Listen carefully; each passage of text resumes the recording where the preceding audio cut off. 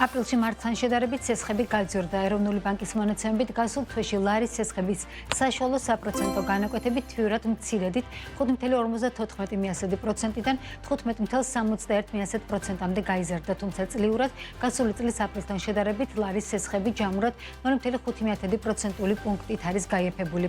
რაც შეეხება უცხოური ვალუტის ცესხებს, ამ მიმართულებით საპროცენტო განაკვეთების ზრდის ტენდენცია ფიქსირდება. საფინანსო ბაზრის მონაწილეების ნაწილი კი არ გამორიცხავს, რომ როგორც ლარში, ასევე უცხოურ ვალუტაში მომდევნო პერიოდში საპროცენტო განაკვეთების ზრდა მოხდეს. მათივე თქმით, ამას ერთის მხრივ ეროვნული ბანკის მიერ მონეტარული პოლიტიკის გამკაცრება, მეორეს მხრივ კი გლობალურ ბაზრებზე განაკვეთების ზრდის მოლოდინი განაპირობებს. როგორი ამ ეტაპზე საპროცენტო განაკვეთების დინამიკა და მოლოდინები, ნუცა შუბაშვილი მუშაობდა დღეს ამ თემაზე და დეტალებს გაგვიზიარებს ნუცა კისმი.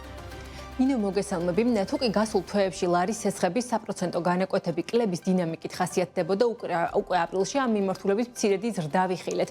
კერძოდ გასულ თვეს ეროვნულ ვალუტაში გაცემულ ცესხებზე საშუალო საბაზრო საპროცენტო განაკვეთმა 15.61% შეადგინა, რაც წლიურ ჭულში 0.5%-ული პუნქტითაა შემცირებული, თუმცა მარტთან შედარებით განაკვეთის მცირედი ზრდა ფიქსირდება. რაც შეეხება უცხოური ვალუტის ცესხებს, ამ მიმართულებით საპროცენტო განაკვეთების ზრდის ტენდენცია როგორც წლიურ, ასევე თვიურ ჭულში ფიქსირდება. კერძოდ, უცხოურ ვალუტაში გასულ თვეს მარტთან შედარებით საშუალო განაკვეთი 9.13%-დან 9.56%-მდე იყო გაზრდილი, ხოლო წლიურად სავალუტო ცესხები თითქმის 0.6%-ული პუნქტითაა გაძვირებული. როგორც საბანკო ასოციაციაში აცხადებენ, საქართველოსა და გლობალურად გაზრდილი ინფლაციური რისკების ფონზე მოსაუბრელია, რომ მიმდინარე წელს ადგილობრივ ბაზარზე საპროცენტო განაკვეთები მაღალ ნიშნულზე შენარჩუნდება. ასოციაციის ანალიტიკური დირექტორი ჩვენთან საუბარში აცხადებს, რომ ეროვნული ბანკის მიერ მაისში მონეტარული პოლიტიკის გამკაცრების ფონზე არაა გამორიცხული. მომდევნო თვეებში ლარის ცესხები მცირედით კვლავ გაძვირდეს, რაც შეეხება უცხოური ვალუტის ცესხებს. დავით რუსი ამბობს, რომ ზრდა სავარაუდოდ ამ მიმართულებითაა მოსაუბრელი, რადგან მომავალ თველს მოსაუბრელი, რომ გაზრდილი ინფლაციის ფონზე განაკვეთის ზრდა ევროპის ცენტრალურ ბანკს მოუწევს, რასაც საბოლოოდ გავლენა საქართველოს ბაზარზეც იქნება. ივნისის მონაცემით ევროზე ვსაუბრობთ ახლა, შესაძლებელია რომ რეფინანსირების განაკვეთი გაიზარდოს და ეს რეფინანსირების განაკვეთის ზრდა ჩვენს მაყურებელს მოეხსენება, რომ ავტომატურად აისახება ევროში გაცემულ ცესხებზე და შესაბამისად აქაც შესაძლებელია რომ ივნისიდან გარკვეულ ასულ კორექტირებებს ველოდოთ. რაც შეეხება ლართან მიმართებაში, ეროვნულ ბანკმა მაისში მთელი ინსტრუმენტების, ასე ვთქვათ,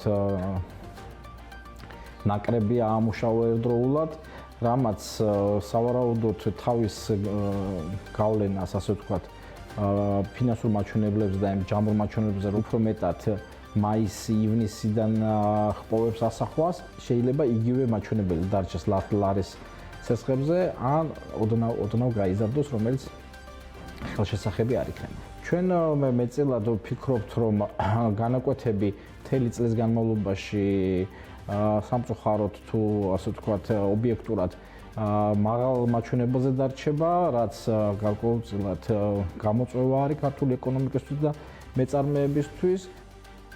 აღსანიშნავია, რომ ეროვნულმა ბანკმა რეფინანსირების განაკვეთი გაზრდილი ინფლაციის ფონზე მიმდინარე თვეში 0.25%-ული პუნქტით 8.25%-მდე გაზარდა. ანალიტიკური ორგანიზაციების ნაწილში არ გამორიცხავენ, რომ მიმდინარე წელს CEPS მონეტარული პოლიტიკის დამატებით 0.25%-ული პუნქტით გაზრდა მოუწიოს, თუმცა როგორც მაგალითად TBC ჯგუფის მთავარი ეკონომისტი აღნიშნავს, ნაკლებად მოსაუბრელია, რომ როგორც ლარში, ასევე უცხოურ ვალუტაში განაკვეთების ზრდა პროპორციულად აისახოს ბანკების მიერ გაცემული ცესხების ღირებულებაზე. ამის ერთ-ერთ არგუმენტად ოთარ ნადარაია ბანკებში არსებულ მაღალ ლიკვიდობას ასახელებს, როგორც ეროვნულ, ასევე უცხოურ ვალუტაში. მიუხედავად იმისა, რომ როგორც ვალუტის შემთხვევაში, ანუ საპროცენტო განაკვეთებმა აიწია რეფინანსირების განაკვეთმა, ხო? ბუნებრივია ის ცესხები და ძირითადად იპოთეკა არის, თუმცა სხვებიცაა, რომელიც უშუალოდ დაკავშირებულია, უბრალოდ მიმული არ მიყვარს სიტყვა, მაგრამ ესე იგი, რომელიც პირდაპირ დაკავშირებულია ამ განაკვეთთან, ის რა თქმა უნდა გაიზრდება, მაგრამ სხვა ასე ვთქვათ დეპოზიტების შემთხვევაში და სხვა საცხოვრების შემთხვევაში არ არის აუცილებელი იქაც მკვეთრად გაიზარდეს პროცენტები, ნუ მკვეთრად რამდენადაც არის. რა პირიქით შეიძლება შემცირდეს კიდეც გარკვეულ პროდუქტებზე, იმიტომ რომ დღეს როგორც ვალუტაში, ასევე ლარში სისტემაში არის მაღალი ლიკვიდობა, ხო? ამ მაღალ ლიკვიდობას აქვს როგორც მოგახსენეთ, თავის მაკროეკონომიკური ფაქტორები, ესე იგი ქვეყანაში უფრო მეტი ვალუტა შემოდის დღეს, ვიდრე იმპორტით და სხვა არხებით გადის, ხო? ამიტომ გადმოცემა ბევრად ნაკლები იქნება, ვიდრე ჩვეულებრივ დროსაც კი. აღსანიშნავია, რომ გასულ კვირას პარლამენტში წლიური ანგარიშის წარდგენისას ეროვნული ბანკის პრეზიდენტმა ნათია თურნავამ განაცხადა, რომ მარტის მდგომარეობით ლარის სესხების საპროცენტო განაკვეთების კლების ტენდენცია ფიქსირდება. სების პრეზიდენტი აცხადებდა, რომ ლარის ლიკვიდობის ზრდის ფონზე მოლოდინი არაა, რომ გაზრდილმა ინფლაციურმა რისკებმა რაიმე მნიშვნელოვანი დარტყმა მიაყენოს საპროცენტო განაკვეთებს ამ მიმართულებით.